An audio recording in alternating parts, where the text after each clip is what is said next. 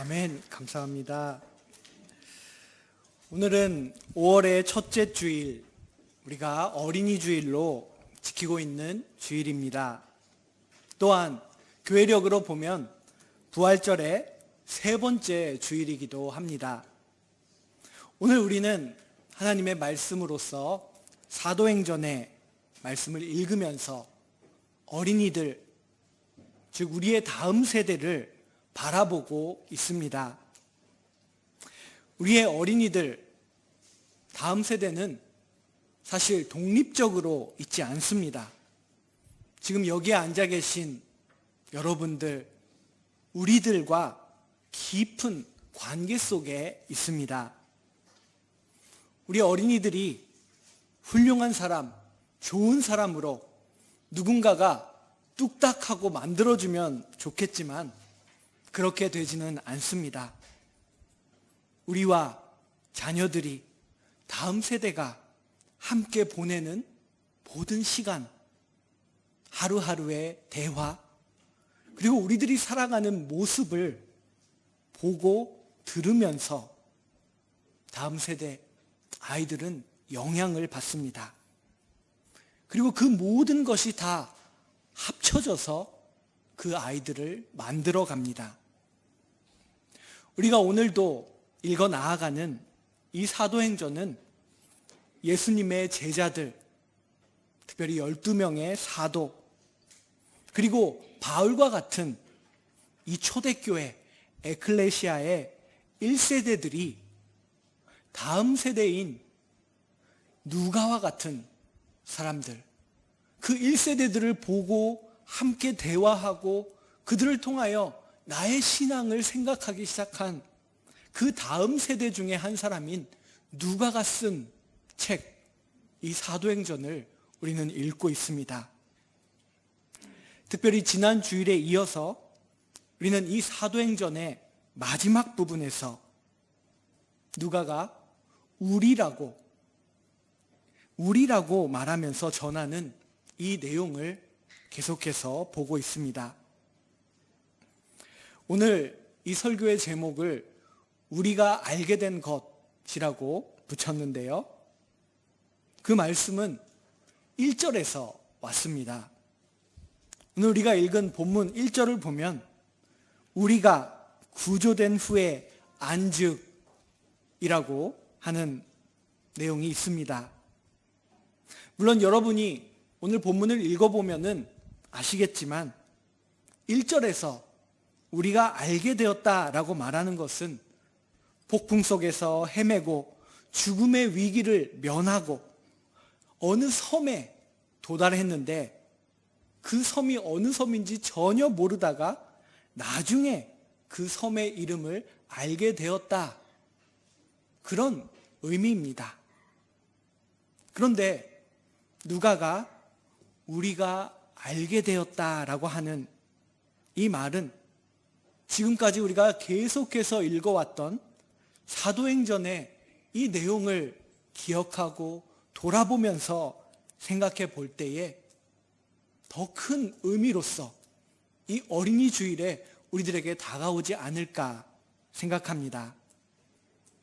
즉, 바울이라고 하는 이 한 사람, 자신의 모든 것을 걸고 그리스도를 따라 살아가는 그 사람과 함께 있는 우리, 누가가 말하는 우리, 그 바울과 함께 로마로 향하는 배를 타고 항해하면서 동고동락하고 그 우리가 보고 듣고 체험하고 깨달은 것들을 통하여서 우리가 알게 된 것이 있다라고 누가는 말하고 있지는 않을까, 그 더 큰 메시지를 발견합니다. 오늘 이 말씀을 통해서 지금 우리 동경교회에 있는 우리는 무엇을 알게 되었고, 그리고 우리의 다음 세대 어린이들은 무엇을 알게 될 것인지 함께 말씀을 나누기를 원합니다. 먼저 바울이 이 섬에 도착하기까지 어떤 이동 경로를 통해서 왔는지 다시 한번 기억해 보도록 하겠습니다. 다음 슬라이드를 보여주시기 바랍니다. 네, 원래 바울이 탄 배의 선장과 백부장의 계획은 저기에 핑크색으로 제가 표시를 했는데요. 미항, 좋은 항구라고 불리는 이 그레데 섬의 한 항구에서 서쪽 끝에 있는 베닉스라고 하는 곳으로 가는 아주 짧고 단순한 그런 항해 길이었습니다. 그런데 그 배가 가는 도중에 유라글로라고 하는 광풍이 불었다라는 내용을 함께 보았습니다. 다음 슬라이드를 보여주시겠습니까? 그 광풍은 계속해서 이 배를 밀고 갔는데 저 오른쪽 끝에 보이는 그레데 섬에서 배는 계속해서 광풍에 밀려서 저 서쪽 끝에 있는 몰타 혹은 멜리데라고 불리는 섬까지 오게 된 것입니다. 우리는 지도로 저 화살표를 보면서 바울이 탄 배가 이렇게 서쪽으로 떠내려갔구나 라는 것을 명확하게 알고 이해할 수 있지만 여러분, 그 광풍 속에서 바울과 그 배에 탄 사람들이 겪었던 그 절망을 떠올려 보시길 바랍니다.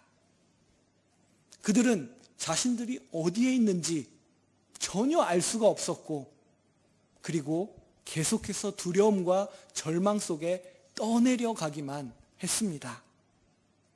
그리고 지난 주일에 봤던 말씀 속에서 드디어 그들이 물을 통하여 물에서 헤매다가 물 위로 나오게 되었다라는 말씀을, 그 배에 탄 모두가 다 물에서 나오게 되었다라는 말씀을 우리는 함께 보았습니다. 이제 그 배에서 물에서 나온 사람들이 젖은 몸을 갖고 이 섬에 상륙하게 되었습니다. 오늘 본문 2절 말씀이 이어집니다. 비가 오고 날이 참해 원주민들이 우리에게 특별한 동정을 하여 불을 피워 우리를 다 영접하더라.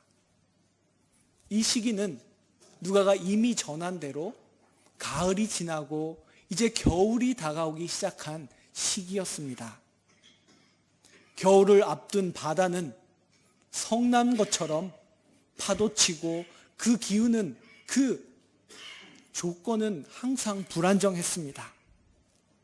광풍이 불었을 때 아직도 여전히 비가 오고 있었다라고 말합니다. 날은 춥고 비가 오고 있습니다. 몸이 젖은 사람들은 아마 떨고 있지 않았을까 생각이 됩니다. 그때에 이 섬 사람들, 원주민들이 특별한 동정을 하였다라고 누가는 말합니다. 이 섬 사람들은 다른 사람의 고통을 상상하고 공감할 수 있는 그런 마음을 가진 사람들이었습니다. 그렇게 특별한 동정을 베풀고 추워하는, 떨고 있는 사람들을 위해 섬 사람들은 불을 피워 그들을 쫓아보내지 않고 영접하였다라고 말합니다. 아마 바울과 몇몇 사람들이 그 불을 계속해서 유지하기 위해서 나뭇가지를 모아온 것 같습니다. 바울이 주변에 있는 나무 한 묶음을 거두어서 그 불에 넣었을 때 그 뜨거움으로 말미암아 그 나뭇가지에서 한 짐승이 나왔는데 그것은 그 당시 이 섬에서 악명 높은 독사였다라고 말하고 있습니다. 그리고 그 독사는 바울의 손에 붙어서 그 손을 물고 있었다라고 본문은 말하고 있습니다. 이 뱀들은 독이 있는 뱀과 독이 없는 뱀이 있습니다. 성경을 보면은 뱀이 여러 곳에서 등장하고 있는데 원문을 보면 성경은 독이 있는 뱀과 그리고 일반적인 뱀을 나누고 있습니다. 여기에서는 헬라어 에히도나가 쓰여지고 있는데요. 이것은 분명히 독이 있는 독사를 말하고 있습니다. 우리가 읽어왔던 이 사도행전에서 바다는 유대인들에게 두려움의 대상이었습니다. 혼돈과 악을 상징하는 하나의 모티브였습니다. 그런데 이번에는 바울을 뱀이 물었습니다. 바다에 이어서 뱀의 공격이 바울에게 임한 것입니다. 고대의 모든 여러 이단교들, 종교들, 그리고 심지어 유대교, 이스라엘 백성들에게도 이 뱀은 아주 특별한 존재였던 것 같습니다. 사랑의 입장에서 보면 뱀은 너무나 특이하게 생겼습니다. 생김새도 움직임도 생태도 계속해서 탈피하는 그 모습, 때로 사람을 물기도 하는 그 공격성 때문에 뱀은 늘 신비한 존재, 또 악한 존재로 여겨지기도 했습니다. 성경을 봐도 뱀은 악한 존재로 기록되는 부분도 있고, 때로는 민수기에서처럼 사람들을 치유하는 상징으로서도 기록됩니다. 또한 우리가 너무나 잘 아는 에덴 동산에 등장하는 이 뱀의 모습은 기독교를 넘어서 모든 문학 속에서 다뤄지는 하나의 주제이기도 합니다. 사도행전 27장, 우리가 읽었던 본문의 바로 그 전장에서 누가는 그가 복음서에서 제1권에서 말했던 예수님의 십자가의 이야기를, 그 이야기를 따라 살아가는 바울의 모습을 로마로 가는 그 항해 속에서 말하고 있습니다. 27장에 이어서 28장에서는 이 뱀에 물린 바울의 모습을 통하여서 예수님께서 죽었다가 죽음에서 부활하셨던 그 일을 전혀 이해하지 못한 사람들, 어리둥절하는 그 사람들의 모습을 이 사도행전 28장을 통해서 떠오르게 합니다. 뱀에 물려 분명 죽어야 하는데 전혀 이상이 없고 죽지 않은 바울의 모습을 통해서 예수님의 부활하신 모습, 그가 복음의 생명력을 갖고 로마로 향하여 나아가는 모습을 보여주고 있습니다. 맹독을 가진 독사에 물린 바울이 죽지 않고 살아서 그가 전하는 복음이 이 멜리데 몰타 섬에서 전해져 나아가는 모습을 누가가 보여주고 있다는 것입니다. 바울은 정말 수많은 역경순환을 겪었던 사람이 분명합니다.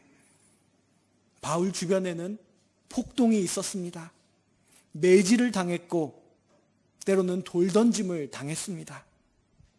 그는 바다에서 몇 번이곤 난파하였고 죽을 뻔했습니다. 그런데 오늘 말씀에서는 독사에 물리기까지 합니다.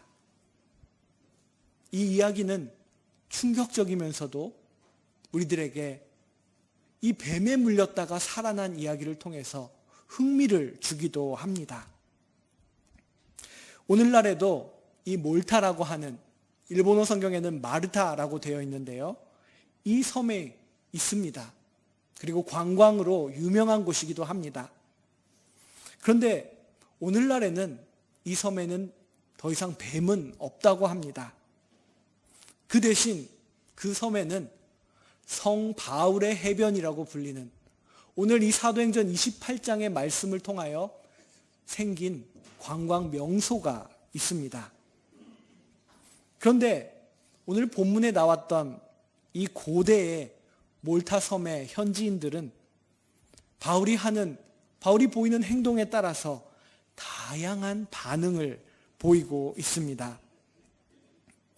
오늘 28장에 나오는 이 몰타 섬의 사람들의 모습은 예전에 사도행전 14장에 있었던 루스드라 사람들을 연상시킵니다. 여러분, 사도행전 14장을 기억하십니까? 루스드라에서 바울은 날 때부터 걷지 못하는 사람을 그가 믿음이 있는 것을 보고 고쳤습니다. 그러자 그 루스드라 사람들이 바울을 헤르메스 신으로 숭배하기 시작합니다. 그러나 바울은 우리가 숭배를 받기 위해 이곳에 온 것이 아니다라고 말하면서 사도행전 14장 15절에서 이렇게 말했습니다. 이 헛된 일을 버리시고 천지와 바다와 그 가운데 만물을 지으시고 살아계신 하나님께로 돌아오게 저희는 여러분에게 이 복음을 전하는 것입니다 라고 바울이 말했던 적이 있습니다. 그런데 결국 루스드라 사람들은 이렇게 바울을 신격화시키기도 했지만 나중에는 안디옥과 이고니온에서 온 유대인들의 충동으로 인하여 결국 바울을 돌로 쳐서 죽이려고 하는 모습을 보게 됩니다. 그런 반전이 이 14장에 나왔는데요. 오늘 본문에서도 순서는 다르지만 반전이 일어납니다. 오늘 본문 4절 말씀을 보면은 원주민들이 이 짐승이 바울의 손에 매달려 있음을 보고 서로 말하되 진실로 이 사람은 살인한 자로다. 바다에서는 구조를 받았으나 공의가 그를 살지 못하게 함이로다 라고 말했다고 합니다. 여기서는 바울이 독이 있는 뱀에 물리자 이 원주민들이 그가 정의의 여신의 힘을 통하여서 이제 독사에 물려 죽게 되었다. 이 사람은 살인죄를 범한 살인자가 분명하다라고 생각했다라고 합니다. 바다에서는 성남 바다로부터는 구조를 당했을지 모르지만 정의의 여신이 그를 가만두지 않았다. 이제 독사에 물려 그는 심판을 받고 죽게 될 것이다 라고 말했던 것입니다. 아마 그 정도로 이 독사는 맹독을 가진 뱀이었던 것 같습니다. 5절 말씀을 보면은 바울은 그 뱀에 물리자 그 뱀을 떨어뜨려 버렸다라고 기록되어 있습니다. 그리고 6절에서는 바울이 붙든지 아니면 갑자기 쓰러져 죽을 것이다라고 생각하고 주시했지만 그가 죽지 않자 반전이 일어납니다. 섬 사람들은 바울이 신이다. 이 사람은 신이 분명하다라고 결론을 내리고 바울을 숭배하기 시작했던 것입니다. 누가는 이 사건을 통하여서 이 몰타섬에 갖고 있던 사람들의 그 신앙, 정의의 여신이 독사를 통해 사람을 죽일 것이다라고 생각했던 그런 정의가 아니라 하나님께서 이루시는 일이 일어났다라는 것을 보여주고 있습니다. 하나님께서 그들을 무사히 이 섬에 도착하게 하셨고 그리고 바울을 독사의 독으로부터 지켜주셨습니다. 이제 누가는 오늘 본문에서 그가 계속해서 사도행전에서 반복해왔던 패턴을 다시 한번 말하고 있습니다. 그는 붙잡혔지만 그를 신문하고 알게 된 아그리빠 왕은 이 사람은 붙잡힐 이유가 없다. 풀려날 수도 있는 사람이다 라고 바울의 정당성을 인정했습니다.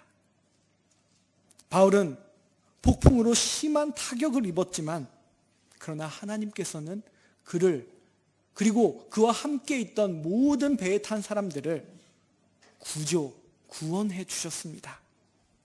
또한 오늘 본문에서 뱀과 섬 사람들이 믿고 있던 정의의 여신으로부터 큰 타격을 입은 것 같았지만 그러나 바울은 아무 이상이 없었고 그리고 사람들은 바울을 신으로 추앙하기까지 했습니다.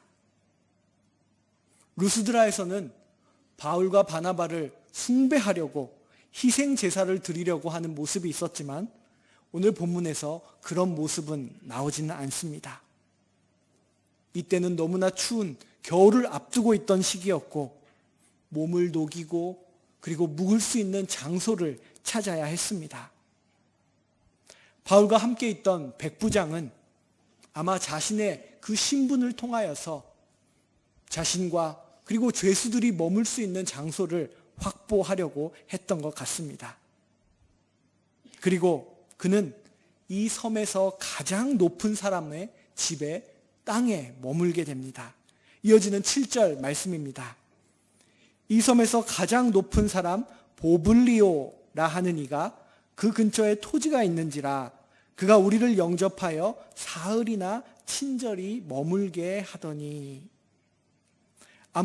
아마도 백부장이 여러 가지 힘을 써서 이 섬에 이 보블리오라고 하는 사람의 토지에 머물 수 있도록 조치를 했던 것 같습니다. 보블리오라는 이름은 로마식 이름입니다. 그러므로 그가 로마의 백부장을 그의 말을 잘 따랐다라고 하는 것은 이해가 되는 내용입니다. 여기서 역사가 누가가 말하는 또 다른 이야기가 반복되는 모습을 보게 됩니다. 사도행전 13장에서도 사도들이 키프로스 구브로 섬에 갔을 때 서기오 바울이라고 하는 가장 높은 사람을 만났고 바울은 그 섬의 사람들이 갖고 있던 잘못된 신앙을 지적하고 그리고 하나님의 복음을 전했습니다.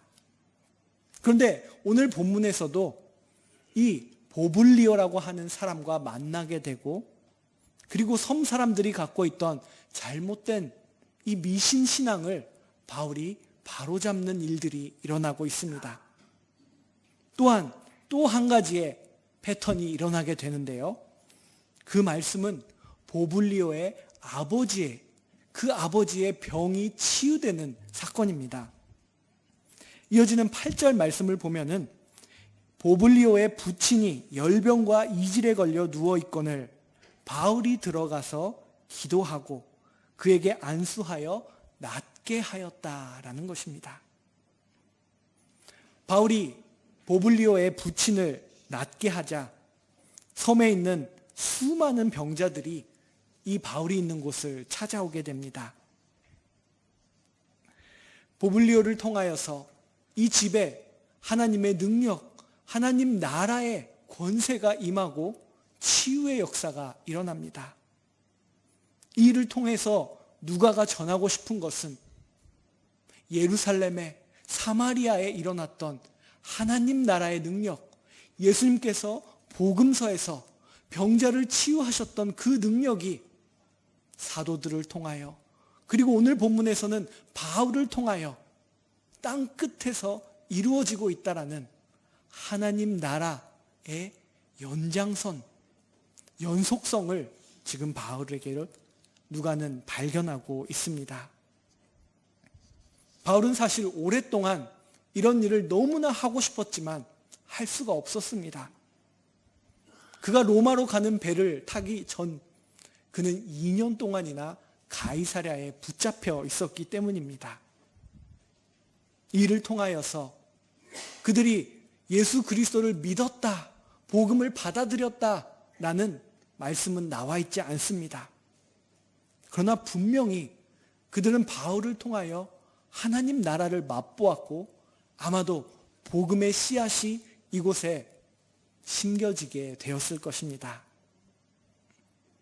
오늘 28장의 전반 부분은 마침내 바울이 이탈리아, 로마로 도착하기 전에 그가 또다시 사람들로부터 인정받고 환대받고 그리고 많은 사람들이 바울에게 후한 예를 주었다라는 것을 보여주고 있습니다.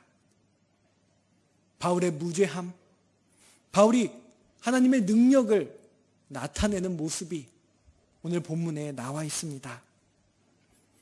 바울이 오늘 본문에서 보여준 것처럼 이제 그는 이탈리아 로마로 가서 그는 하나님 나라의 이 사역을 계속해서 이어갈 것입니다. 바다가 바울을 공격했고 뱀이 바울을 물었습니다.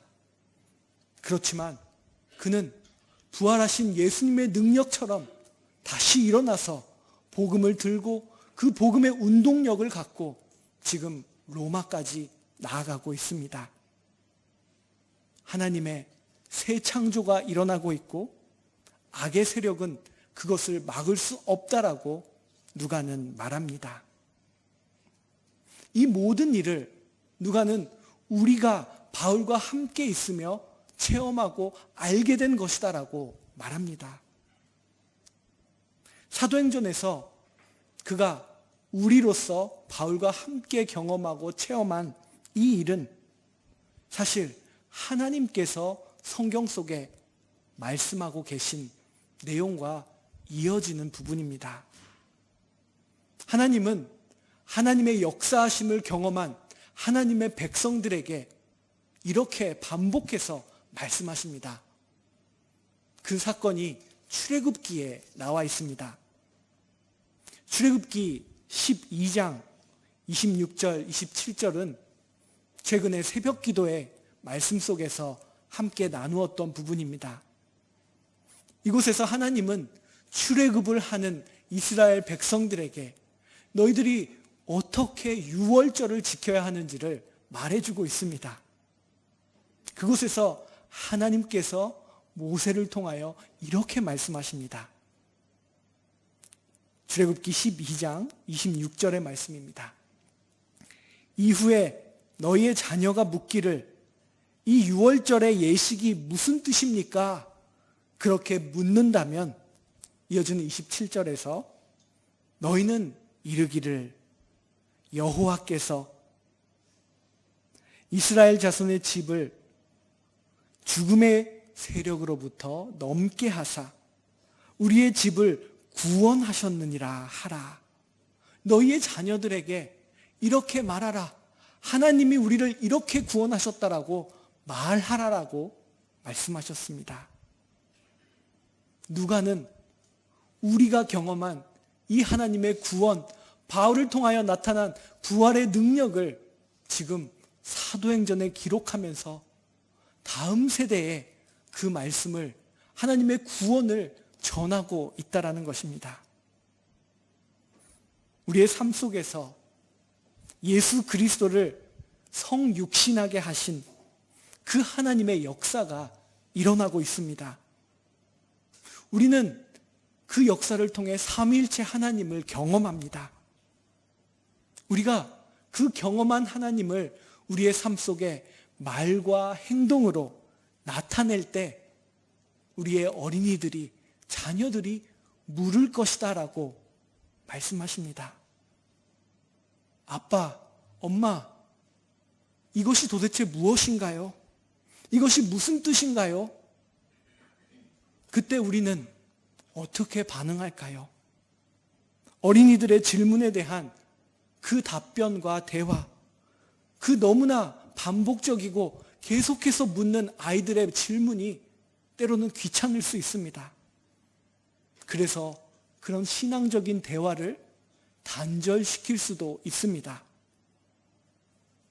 그러나 하나님은 출애굽기를 통해서, 누가가 기록한 사도행전을 통해서 우리들에게 말씀하십니다. 너희의 자녀들이 물었을 때 너희는 답하여라, 말해주어라. 하나님의 구원이 무엇인지를 아이들에게 전하여라 라고 말씀하십니다. 누가는 바울과 함께한 우리가 알게 되었다라고 말합니다. 우리의 삶이, 우리의 살아가는 모습들이 이 성경 말씀처럼 다음 세대에게 하나님의 구원을 알게 하는 그러한 삶이 되기를 간절히 소망합니다. 기도하겠습니다. 하나님 아버지, 오늘 어린이 주일에 사도행전의 말씀을 읽게 하시고 하나님의 구원을 이 말씀을 통하여 다시 한번 보게 하시고 부활의 능력 속에 살아가는 바울과 그 바울을 목격한 우리라고 하는 이 사람들을 보게 하시니 참으로 감사합니다. 하나님, 우리 또한 바울과 같이 하나님의 능력과 구원을 체험하며 살아가는데 이 일을 다음 세대에 부지런히 성실하게 전해 나아갈 수 있는 저희들이 될 수 있도록 인도하여 주시옵소서. 예수 그리스도의 이름으로 기도드립니다. 아멘. 찬송가 459장 함께 부르겠습니다.